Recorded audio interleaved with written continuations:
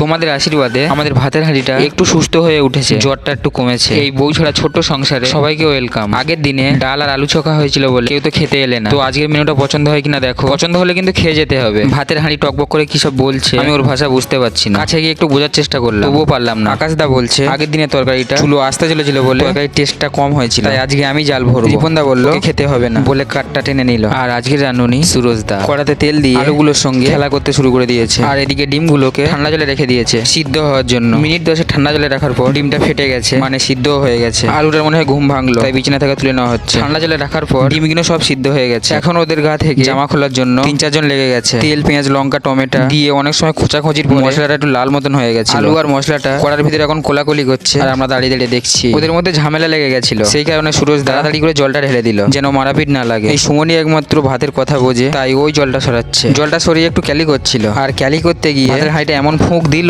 মুখটা ঠান্ডা হয়ে গেল। বলে আমাকে নিয়ে নাচানাচি। আজকে রান্নাটা অনেকটা ঝামেলার মধ্যে দিয়ে কাটলো। কড়ার মধ্যে ডিম বাবা জীবনকেও দিয়ে দিল ওর মধ্যে একটু মাখামাখি হওয়ার জন্য। আর আমাদের এই ছোট্ট সংসারটাকে সবাই একটু আশীর্বাদ করো, সবাই যেন ভালো করে সংসারে মন দিতে পারি। তোমাদের হাত আমাদের মাথায় থাকলে অনেক দূরে যেতে পারো, এটাই আমাদের বিশ্বাস। শুধু একটু আশীর্বাদ, একটু ভালোবাসা। আর তোমরা সাবস্ক্রাইব কেন করছো না? সাবস্ক্রাইব না করলে যে আমাদের সংসারের প্রত্যেকটা ভিডিও দেখতে পাবে না, তাই আমাদের সাংসারিক ভিডিও দেখার জন্য চ্যানেলটাকে সাবস্ক্রাইব করে নাও। দেখা হচ্ছে কালকের ভিডিওতে।